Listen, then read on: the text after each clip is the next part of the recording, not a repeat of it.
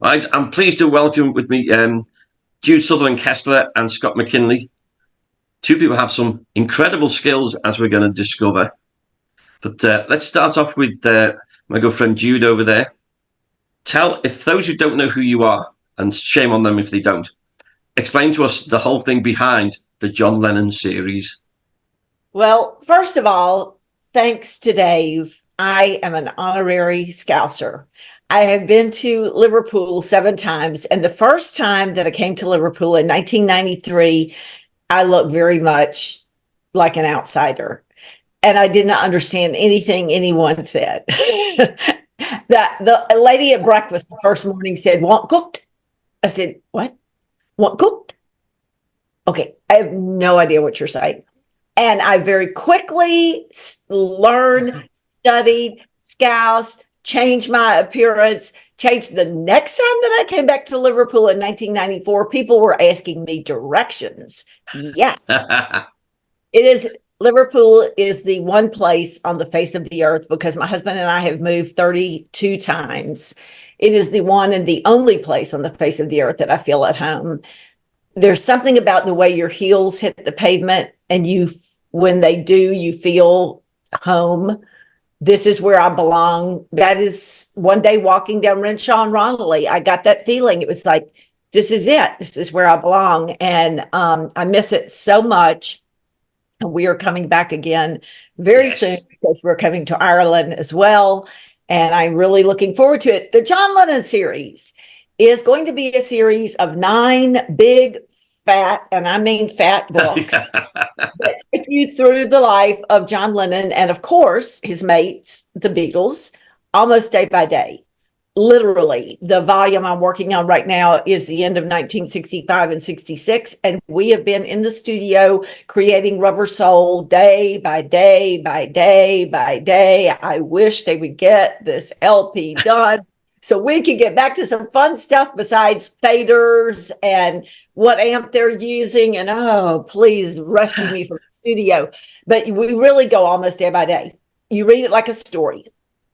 But I put 4,000 footnotes, 4,000 plus in every book. So you're getting what they ate. There's a big controversy about what they ate in Canada, and people were weighing in on that, what they ate, what they wore, what they said, what they sang, what they did, but you read it like you're reading a story. So, yes, I do not know in some of the instances if John Lennon went to the window. That I don't know.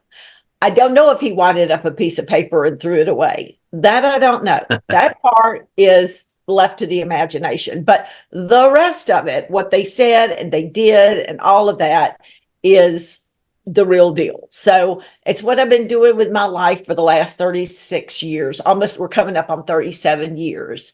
And to complete the series will take 18 more years, and which takes me into my late 80s. Into my 40s. And so that is what I came here to do.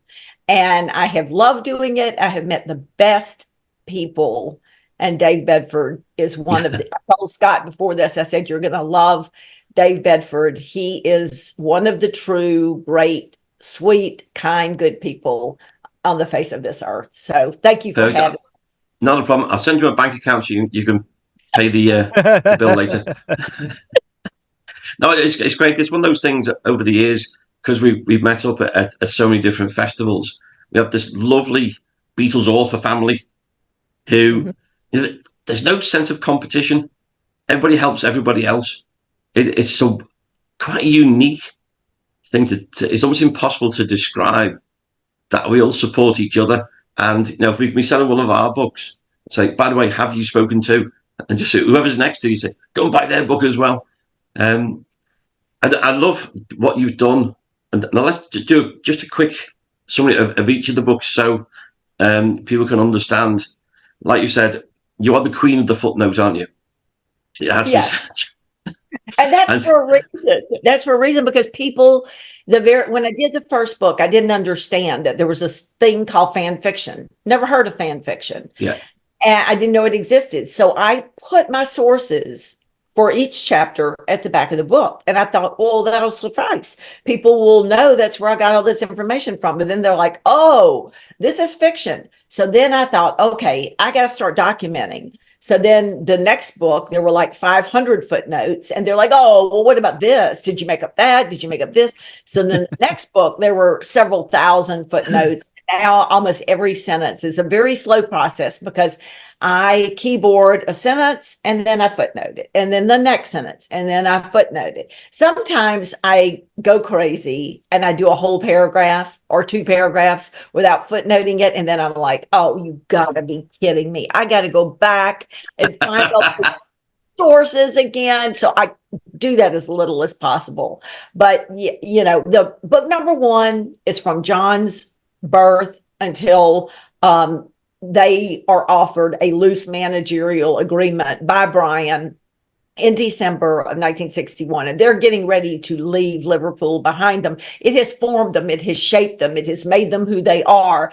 They will never be anything other than boys from Liverpool. They can become famous. They can become sophisticated. They can go to the opera. They will always be Scousers. And above John's bed in the Dakota hung a picture of Quarry Bank Grammar. You know, you can't leave home. You can leave home, but home is always with you. So even though in the second book, Shivering Inside, they begin to step on the world stage, they step on the world stage as who they are, true Liverpudlians. That's who they are. The book 2, Shivering Inside, is 61 to 63. They become very popular everywhere except for America. That comes in volume 3, which is really what we're going to talk to you about today with great excitement. She Loves You, volume 3, is all of 1963 and part of 1964 when they come to America in February and kind of test the waters to see if they want to come back for a big tour. Great, exciting time. Ed Sullivan Show, Miami, the boards at Carnegie Hall. It is an exciting time. And then book 4 is the rest of 1964, which I call the hardest 180 days of the Beatles' lives. I don't know how they did what they did. Made a movie. John wrote a book. He bought a house. It had to be, if you ever bought a house and had to redo a house from 27 rooms to 16 rooms, can you imagine? Just that alone will give you a nervous breakdown. That's one of the things, that he's going through. They tour America. They do a homeland tour. They do a world tour. It is a crazy year. And then the 5th book, Shades of Life, is that first 8 months of 1965. And I'm finishing it now in part 2 because that book, I'll show you guys. This is just the first 8 months of 1965. So I'm telling you, you're going day by day. And now I'm writing the end of 1965 and part of 1966. And so, and I love all of this, but I want to say Dave's known me forever. And I'm I write about John Lennon. Okay. So I kind of have a dark side to I'm like, oh, that isn't going to go right. Oh, this probably won't happen right. I'm kind of John-esque.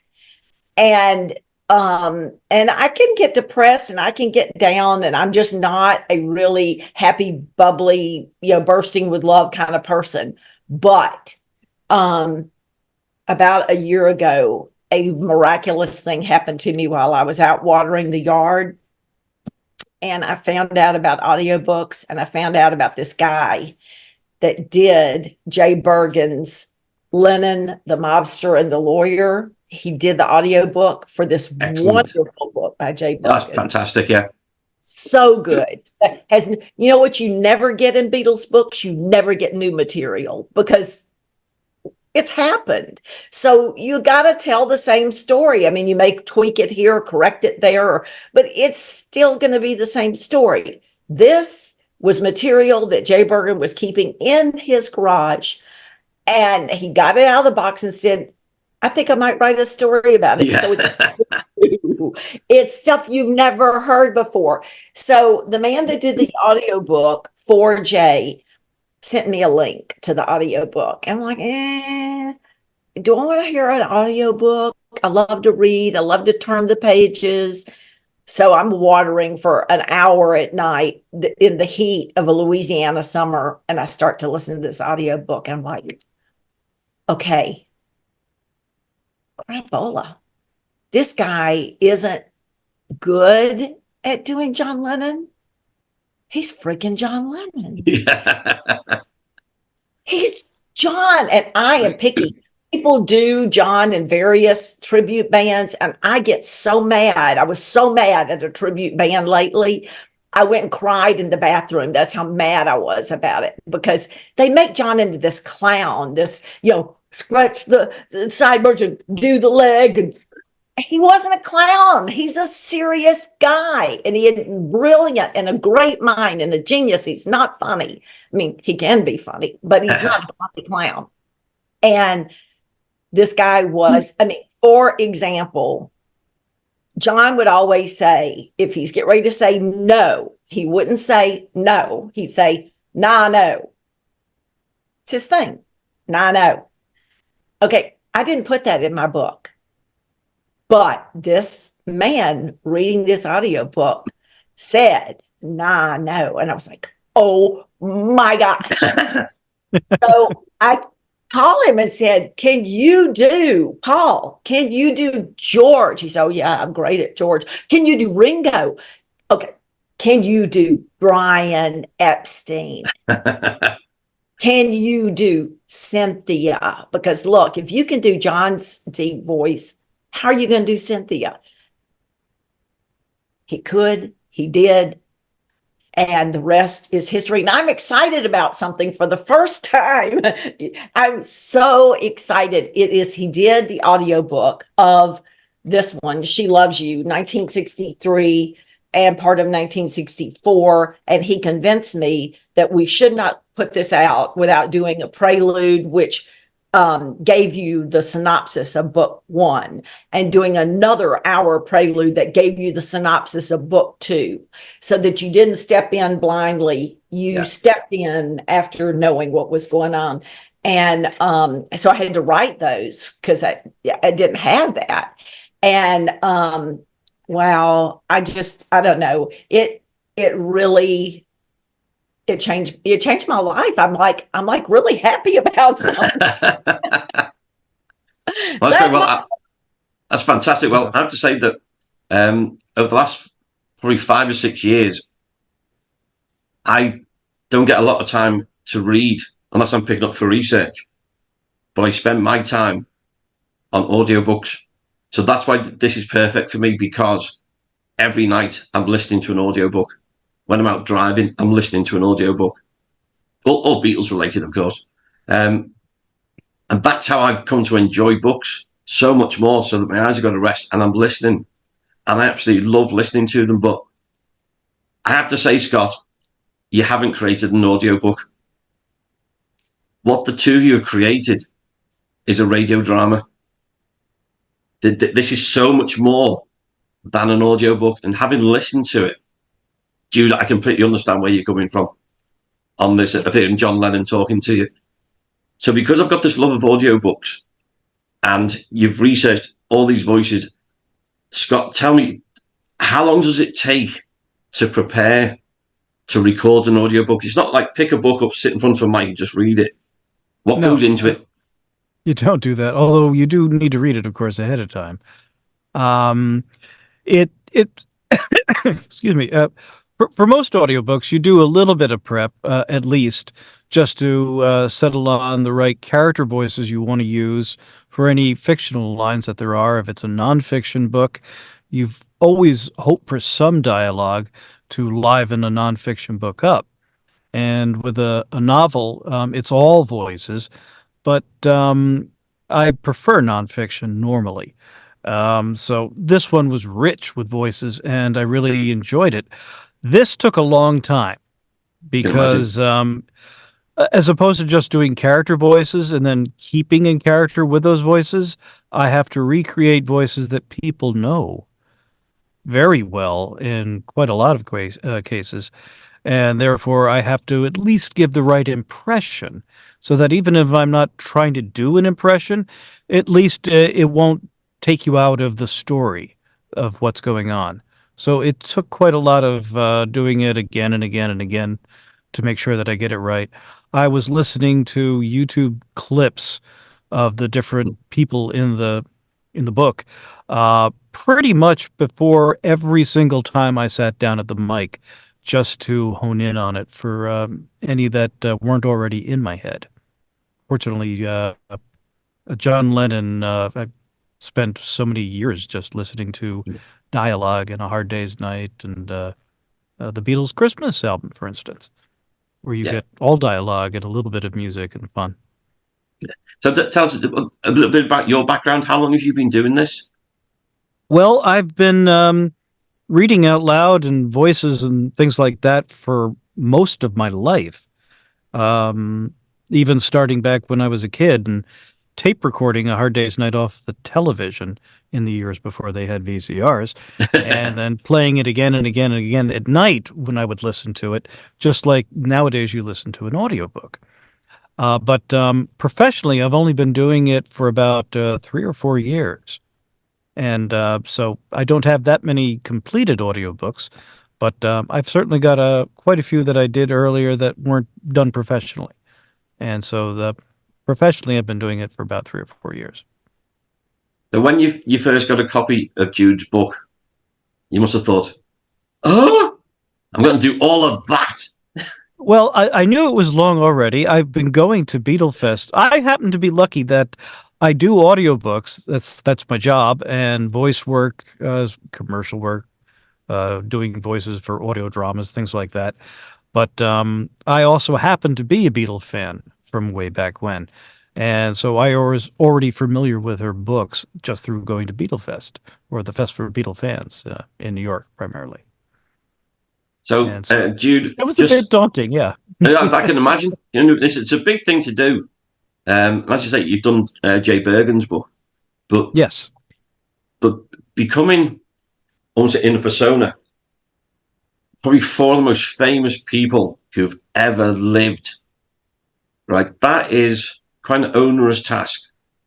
How scary was it for you? Well, here's the thing. When you're recording an audiobook, you're not doing it in front of an audience. And there aren't people there sitting around judging you as you're recording.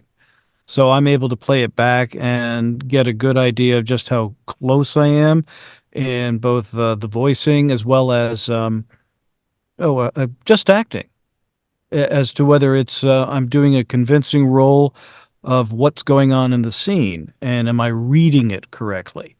And so that part wasn't scary. Obviously, having Jude listen to it and then bring me back notes, that part could be intimidating. And yes, getting Cynthia's voice pretty good was something that I was very nervous about. Well, and I'm older now, too, so the higher voices are a little harder. I don't do McCartney as well as I used to, although I try. He had so many that are so famous because you got to think 63, that's Trini Lopez, Bobby Goldsboro, who is on the Roy Orbison tour. Roy Orbison, one of my very favorite scenes in the book is Roy getting to the Roy Orbison tour and seeing the Beatles fans everywhere, and we want the Beatles, we love the Beatles, and Roy Orbison saying, what is a Beatle? And John saying, I am. And they have a conversation, and the last thing that Scott says, I could hear Scott in my head, I can hear his Roy Orbison saying, well, John, girls love you. I mean, because we love the Beatles everywhere. Yeah. It just, he had so many intimidating Ed Sullivan and Cousin Brucey and Sid Bernstein. The book is full of people that other people know. And the thing about me is I will always tell you the absolute 100% truth, because that way you can trust me. Sometimes it means it hurts someone's feelings. Like my son would say he did such and such. I would say, no, that's not what you did at all. You did this, and because that way you can rely on me. And so sometimes I would say, well, no, I don't think that line sounds like whoever. It sounds more like someone else. And we'd redo it. And Scott was so easy to work with and never was anything but just lovely. And we worked together 8 months. I mean, he worked by himself for a long time doing the recording, but then every single night, Rand and I would sit here at this desk and listen and stop it and listen and look up words and make notes, send it back, and then do it again. We did it for 8 months. It was a long process, wasn't it, Scott? Yes, it was. Yeah. Got more grey hairs now than beforehand. Yeah, a few more. But it was a good process, and I was happy to do it. I had there were people in the book who I couldn't find voices for, and I was hoping to get at least in the general range of where they were from in England in particular, like Tony Barrow and Brian Somerville, for instance. So I was hoping that Jude would approve of those. Tony's hard because, he's from Liverpool, but then he moves to London. Very, very soft-spoken voice as well, Tony. Yeah. That was one of the more difficult ones. One of the ones that I was interested in when I was listening to it was when you're doing Stuart Sutcliffe, because there's nothing anywhere of how Stuart sounded. And I can remember I asked his sister Pauline, to remember back, because he was born in Edinburgh, yet came to Liverpool so young. Yeah. And none of them really had Scouse accents. I mean, trying to place that, so that, how did you determine how you were going to do Stuart? I don't remember, to be honest with you. I just tried to pick a voice that had the right, I guess, range. Yeah, the soft-spokenness as well. But I wasn't quite sure where to pin the accent. I was afraid of doing too much Liverpool, because was one of the things I was explaining to Jude about when I was trying to do Neil Aspinall. I never really got a hang of that, because anytime I got close to where I wanted to be with his voice, and I think I did when I was trying to do some demos of it, it started to sound like one of the 4 Beatles, and I thought I didn't want to do that. And then suddenly have everybody start sounding the same, and then the next thing you know is the voices bleed into each other, and it's hard to keep track of who's talking in a scene.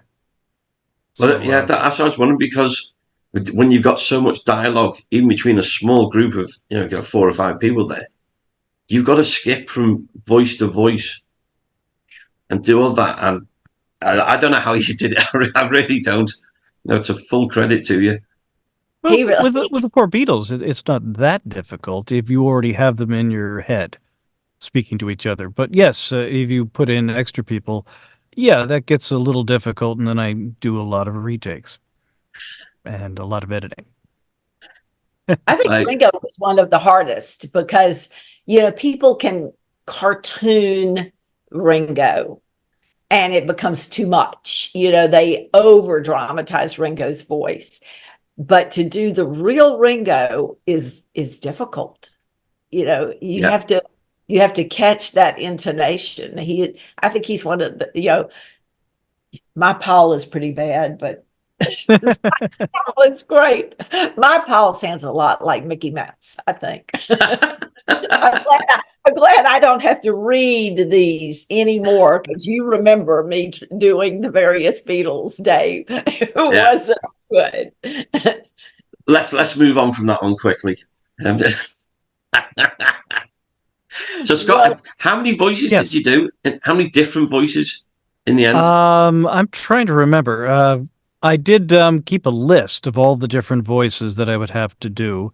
And Jude, do you remember how many that were on the list?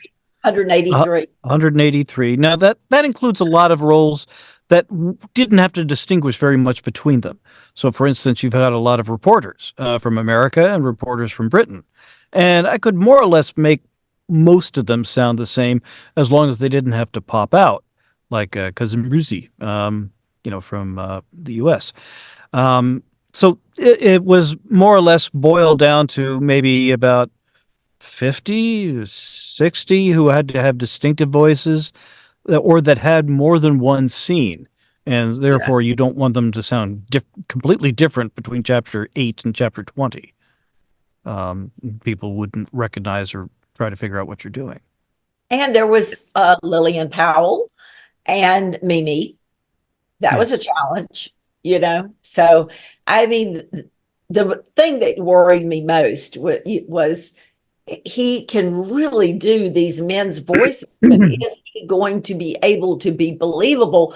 I listen to some audiobooks, and I know you two do as well, where one person is doing many voices, and they're pretty good at most of them, but there are a couple that are really bad, and you're like, oh, and you don't want that moment. And No. he did not. Cynthia was especially good. So all fears allayed. Yeah. No, I think I said that at the beginning, as I was saying, it does come across more like you're doing a radio drama. It's more than just an audiobook. I think that's it, because it flows. And at no point did I have that, that sounds nothing like kind of reaction. Because one of the most difficult things is to imitate the Liverpool accent. And in this country, many people try and fail miserably, because it normally ends up somewhere around Birmingham. They don't make it all the way up to Liverpool. So how long did it take you to sort of get your mind and your nose, probably particularly, into the adenoidal Liverpool accent? It wasn't easy. And I kept trying to find different people to validate how it sounded. So I cultivated through some of my voice groups a few people, at least in Britain, just to ask them how it was. And I remember doing it. I'm like, well, how's my Liverpool accent? And they're like, well, you don't really sound like you're from Liverpool. You sound like John Lennon. I'm like, I'll take that. That's what I was going for. So okay. And I did have a couple people who are in the voice trade in Britain, or audiobook narrators, listen to a little bit of it and give me some tips on ways to tighten it up just a little bit. Excellent. And, have you got an excerpt? I never did manage to get through to you. I tried you at some point. Well, but since nobody knew who I wasn't surprised I didn't get an answer from you or a couple of other people. Yeah, no, you've done an absolutely amazing job. Have you got an excerpt you can read for us? Yes, I do. Jolly God. Let me just clear my throat. So this is a quick reading for you from the last big interview the Beatles did before they came to America. As a matter of fact, this is the 60th anniversary of it. Today, January 24th, at around 10 a.m. London time, they are interviewed by someone from the Armed Forces Services. And so in 1964. And so here's a little bit of clip from She Loves You about that. They've just had the Olympia shows the night before. They're only getting in at 5 a.m.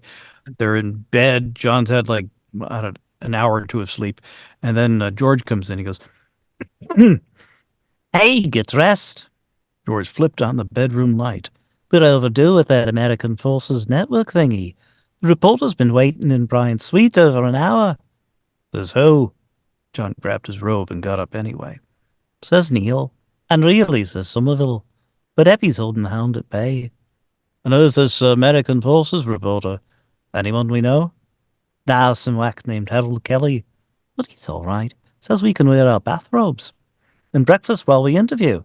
It'll only be a quarter of an hour anyway." And then it jumps down to Kelly. He goes, "This afternoon in our Paris studios, we're visiting with 4 young men, and if I just mention their first names, such as Paul and George and Ringo and John, I doubt if you'd know about whom we're speaking. But if I said we're here this afternoon with the Beatles, and if we were in England, I think we'd get a great big rousing hurrah, wouldn't we, boys?" "Oh, yeah." Well, let's see. We've got to my right here, Paul McCartney. Now, within the last year, you mushroomed tremendously, almost out of sight popularity. What was the click? What levered this great rage for the Beatles? Well, it's funny, really. I think it was the Palladium show, the television show in England. And then following hot in the footsteps, we had the Royal Variety, performance. It was difficult to say that, actually. Royal Variety Command performance of the Queen Mother. And it all came up from there, really. The national newspapers got a hold of it, and they got a hold of Ringo. Let's ask a question here, George Harrison. George, what's the status of rock and roll in England today? Is that what you call your music? No, not really. We don't like to call it anything. But the critics and the people who write about it, they have to call it something. So they didn't want to say it was rock and roll because rock's supposed to have gone out about 5 years ago. And so they decided it wasn't really rhythm and blues. So they decided to call it the Liverpool sound, which is stupid, really, because as far as we were concerned, it's just, the same as the rock from 5 years ago. Well, let's ask Ringo here. Now, you're the drummer. We caught your act at the Olympia the other evening. How long have you been beating those skins? Oh, about 5 years now. I've been with the boys about 18 months, with other groups before that. So that's 5 years. And let's ask your current popularity. There have been other organizations trying to imitate you, perhaps take the thunder away from you. Let's ask John Lennon this. Well, I suppose a couple of people could have jumped on the railway carriage. I mean the bandwagon. But it doesn't really matter, because it's flattery. And it promotes the whole idea of us. If we're away and there are a few little Beatles still going around to remind people of us. And it's most of what I was going to read for you. Absolutely amazing. Absolutely amazing. Well done. It is so amazing. I tell you the way I feel about it. I have this article from the Echo, which I printed from the Liverpool Echo, entitled Bizarre Tale of Bowl Street Time Slips That Transport People into the Past. Oh, I know it. They're documented cases, many, many documented cases. This article was by Tom Sleman and Amelia Bona. And it's all of these cases of people who have walked down Bowl Street and they disappear and they go back into the 50s and some into the early 60s. And they're gone for minutes, some up to a couple of days. So, man, I walked up and down Bowl Street like, take me back, take me back, take me back, take me back. Nah, they didn't want me back. And I never went anywhere. But Scott did it. He's Bowl Street. He took me back. I knew these stories because I wrote them and I knew them. So it shouldn't have affected me one way or the other. I should have just been listening for technical stuff. But I'm falling off my chair laughing and I am bursting into tears crying over the sad stuff. And I was in the room with them. I was there when Kelly's interviewing them, and I was there when Ringo's spewing up in that bucket before going on stage for the Palladium. And I'm there when John is telling Brian that he's going to say, rattle your jewelry. And Brian is sitting there waiting for that curtain to open, thinking, please don't do this. This is for suicide. Please don't do this. And I was nervous with them and I was sad with them and I was happy with them. And it was like I went to Bowl Street and I went back in time. And it comes back to what I was saying before about you've created a radio drama. And that's it. Cause I'd say I've listened to probably over 100 audiobooks and I'm used to one person narrating them. But as you're saying, you get the drama.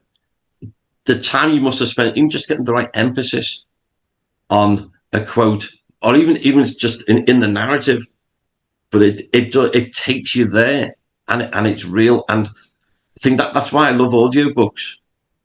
And I think this is probably what what John did a lot of, which is you're seeing it in your mind. And that's it. When somebody's reading something to you, you're creating that in your brain. You're seeing it how you want to see it. Right. And I think that's the wonder of it. And one of the things that John loved in particular, when he was reading, Alice in Wonderland Through the Looking Glass, is this make-believe world that he loved going there in his imagination and creating these stories for himself. And I think with what you've been able to do, Scott, and absolute full credit to you for doing it, is you've got the drama and you hear the story, and it's so different to reading. And that which is why that I love audiobooks, but the time and attention you put into it, full credit to you, my friend. It's absolutely brilliant. It really is. It's Well, amazing. thank you. And I'm like you, Dave. I listen to a lot of audiobooks, and I wish I hadn't started with Scott because he set the bar so high. And now I'm like, nah, I don't want to hear that. It's annoying. No, that's not good enough. No, that's not good enough. Because, and we were so blessed that do you know the Black Ties already, Dave? Yeah. Okay, so I didn't really know them until we were working on this project, and I heard them perform at the New York Fest. And they're this band from Jersey, and they're so Beatlesque. Yeah. And we needed music for the last night of the Cavern Club, because each one of the Beatles comes into the Cavern Club and you get their view. You start off with George and you see how he sees that last night, and then Ringo, and then Brian comes in, and then Paul comes in, and finally John comes in, and you're looking through their eyes at what this night means to them. And the music that we're interspersing between each one of those is the Black Ties, their original music. And they're the age of the Beatles. They sound like them. It added so much. And then they go on the Homeland tour.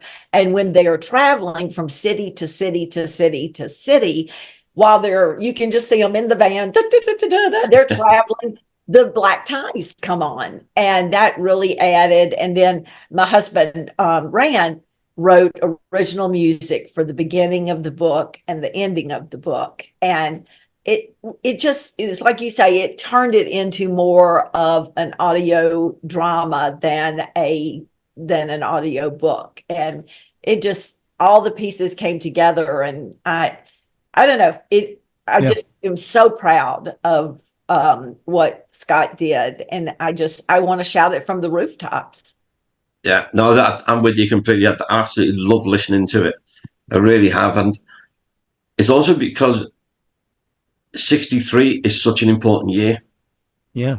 Now, if you don't have 63 and everything that happens, then forget Ed Sullivan and everything that came after it. 63 is the formative year. If you don't get that, nothing else happens. And they go from, beginning of the year, playing to half-empty places in Scotland, and thinking, at the bottom of the bill on the UK tours, the end of the year, and that's it. It's the world's about to explode. It's an incredible year. So I love the fact that you picked that year to do as well for this one, because you get that drama.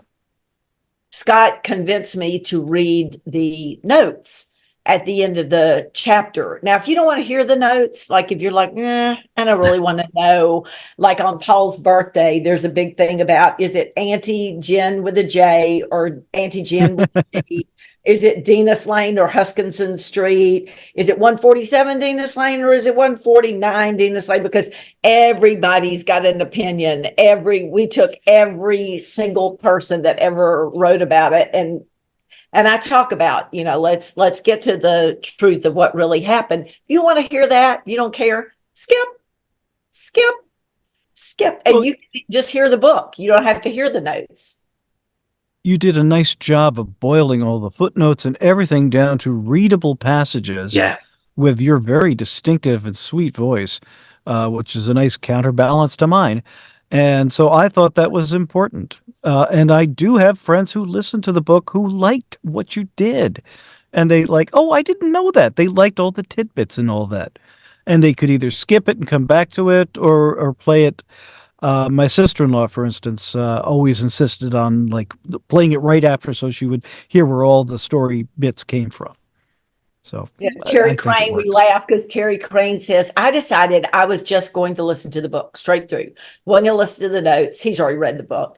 And he goes, I got to Paul's birthday and I thought, oh, I want to hear more about this. I want to hear about these notes about why this happened and how much, the story has been exaggerated, which it grossly has been exaggerated. And he goes, so I listened to those notes and I went, oh no, I got to start over and listen to notes. There's a lot of info, that's for sure. And It's all great. Yeah, what year did you do Liverpool, Dave? Liverpool came out 2009. Yeah, so it was after. No, it was right before I did this. So you were probably in this list of, yes, Bedford, right there. So He gets everywhere. he's everywhere. He's everywhere. Here, there, and everywhere. Yeah. So I All mean, over the place. it is very if you're into the Beatles big time, you want to listen to the notes because it does give a lot of extra information. But it's a 33-hour book. That's a long book. Yeah, it And was longer than I thought it would be. it's long. Ivor Davis said today that I think he said Elizabeth Taylor's biography just came out and it was 48 hours. And I said, okay, well, now I'm off the hook. Yeah. Wow. But that's a whole life. Your Yeah. 33 hours is 1 year. Yeah, what am I saying? Oh my gosh. It's even worse. It's worse than I thought. That is so bad. We are going to have to put Scott on the table and say, okay, Scott, do this, do that. But Scott, really, did you prepare or could you do any of Cynthia to show people what a good job you do with Cynthia? I didn't prepare, but I can read some.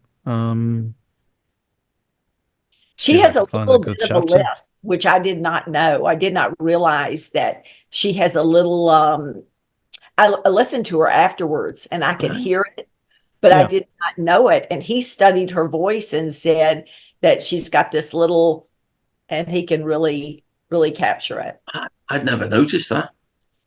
It was so hard because there are very few recordings of Cynthia in her Yeah. early years. It's all Yeah. later, It's all especially later. after John died. They interview her, but as a young woman, very few. And didn't you say you found one, Scott, of her talking to Julian? Yes, there's a couple of short clips on YouTube of her speaking with Julian as a baby in, was it 1964? Yeah, 1964. And just going, hey, hello, baby, yes. And you could hear the little bit of the lisp in that. But most of the other interviews with her are in 1980. Yeah. And maybe there were some in the late 70s, but I can't remember off the top of my head. But where was it? In here. This is the room he recorded it in, that room that he's in. And because his heater made noise, he had to turn the heater off. And he Background home. Yeah, and he The furnace, actually. lives in New Jersey where it is freezing cold. So he would be down there like the Siemens mission before they opened in the morning, it recording in the freezing cold. Now, I just thought he was in a padded cell because he'd gone mad after all these years. I've driven him around. It's sound conditioned in here. I believe you. Thousands wouldn't. Here's a little bit of John and Cynthia talking together on the balcony. Nice. And this is in France? Trying to remember. Yeah, on their belated honeymoon in September. They finally go to Paris on honeymoon. And they're reading to each other, and it says Cynthia smiled. Every British grammar school graduate had to commit Matthew Arnold to memory, but she wondered how many could still recall the poet's honeymoon verse to his wife. Lovely, she sighed. Ah, love. She finished the verse. Let us be true to one another, for the world which seems to lie before us like a land of dreams, so various, so beautiful, so new, hath neither joy nor love nor light, nor certitude nor peace, nor health for pain. He had it right, Matthew Arnold, John spat bluntly. I used to think him morose. Cynthia stared at the sea. You know, depressing. But now I think him wise. Let us be true to one another. That's all we have, really, isn't it? Wow. I mean, that is phenomenal. It really is. Okay? Oh yeah, well done. It's it's just being able to do the male voice, but then be able to do the female voices as well. That's Well, hard, but in an audiobook, most people have to do that at some point.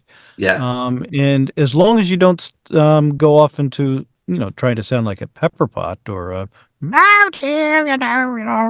very Mighty Pythonish, you if you restrain it enough, it comes yeah. across okay. But it is hard to get the nuances that I can do a little bit easier with men's voices than I with think if females. like you were doing with Cynthia there, one thing when I think of how she speaks, there's these gaps that she has in between. It's the space in between words or little bits of phrases that you did exactly like that. And I thought it's only when you try and put your mind get into your shoes that you suddenly realise how somebody speaks. Yeah, the bit of the lisp I'd never noticed. I'm going to have to go back and start listening some more. It's but It's very sweet sounding. I really liked it. Her voice. yeah.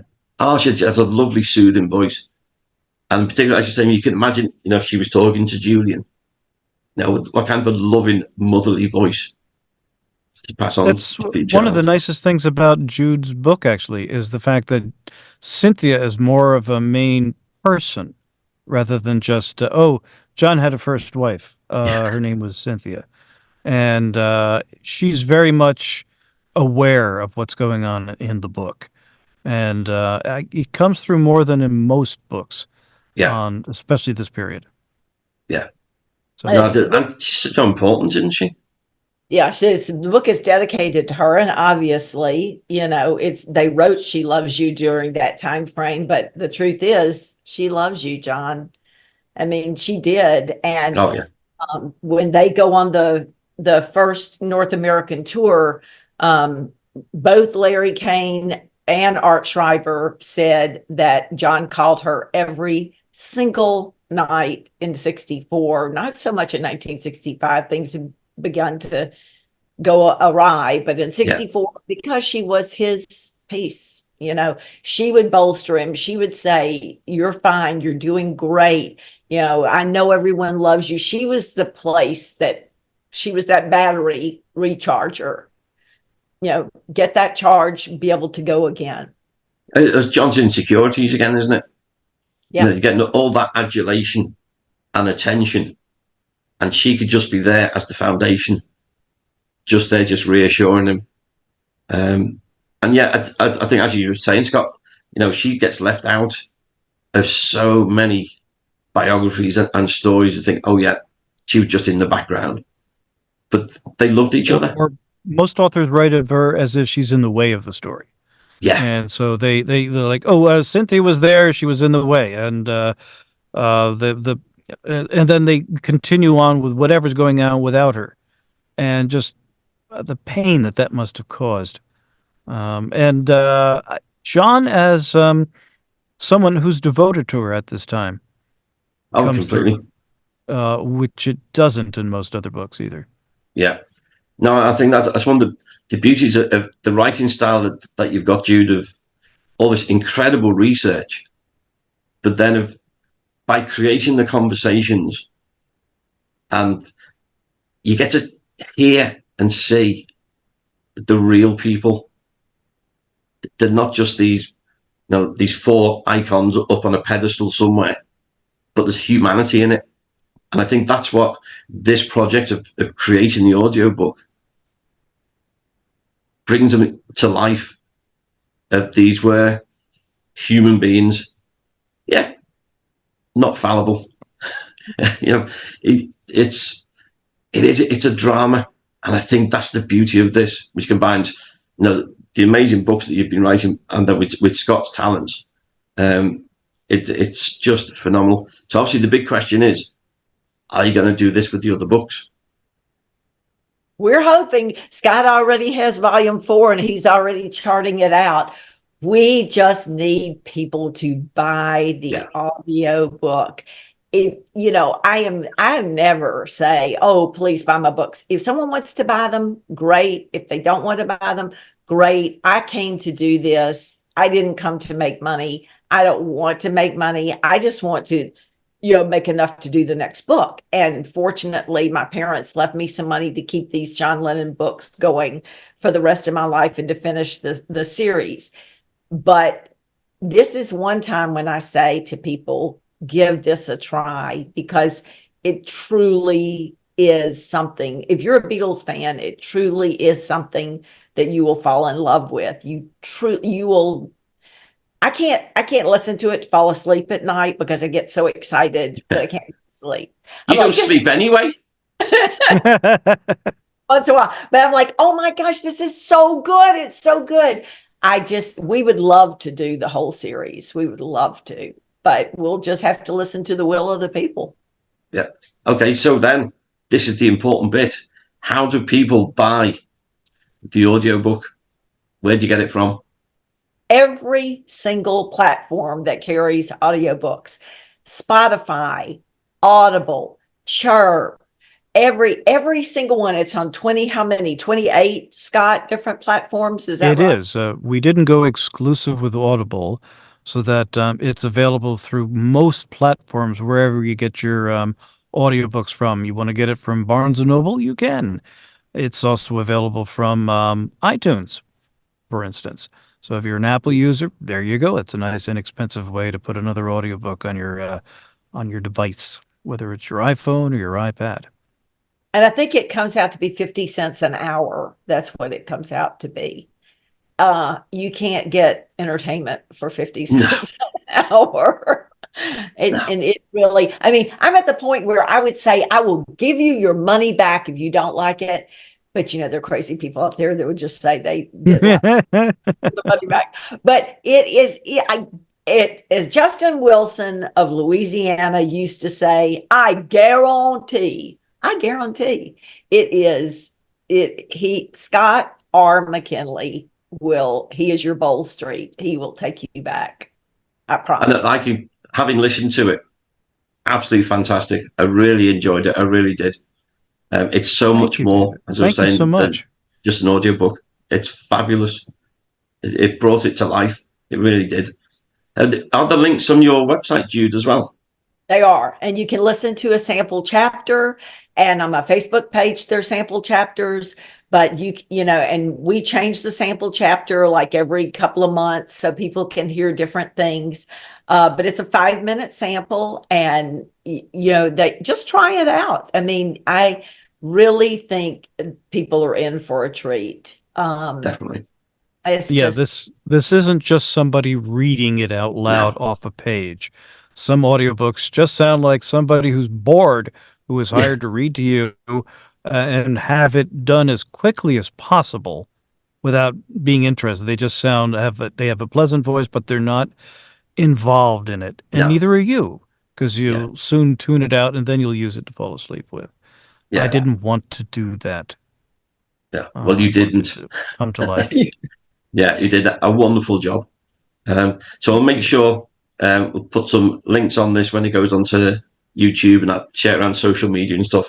But I wholeheartedly recommend, Jude's books anyway, but get the audiobook and listen. Scott, you've done a fantastic job. You really have. And thank you both for being with me today, and best of luck, and see you both very shortly. In 8 days or something like that, very soon. And before we go, I want to just give a shout out to everybody for the blog that John Bazzini does on the Beatles bookstore, Dave's Beatles bookstore site. I thought I knew a lot about the Beatles. I thought I knew a lot about John. I know marginal about the whole Beatles. I know nothing compared to John Bazzini. That man knows every book ever written in any language about the Beatles. He knows collectibles. He knows music. He knows every version of every song and has every version of every song. Yeah. If you are not reading his blog, what's the correct name of it, Dave? Well, if you go onto BeatlesBookstore.com, you'll find John Bazzini's blog. John sends his posts to me, but we put up 2 or 3 every week. The amount, just as you said, the amount that I have learned from John of books that are out there I've never heard of. He's amazing. Yeah. Amazing. And music you've never heard of, and items you've never heard of. For example, I don't know if you posted this one yet or not, but the New York Times is putting out a book with everything ever written in the New York Times about the Beatles, covering their whole career from the New York Times that was out there. He is worth your time to check every couple of days to check in with BeatlesBookstore.com. Yeah, definitely come and subscribe. We who think we know a lot about the Beatles, we all learn so much from John. He's fantastic. So good plug for that. We'll put the links on so everybody can sign up and learn so much more about the Beatles books and everything else Beatles. Oh, really, really. We thank you so much for having us on today. We really do appreciate it. And we will looking forward to giving you a big hug in the city. So nice. They named it twice. Yeah. See you soon. Take care, both of you. Kindly. See you. Thank you, David. Thank you. Bye-bye.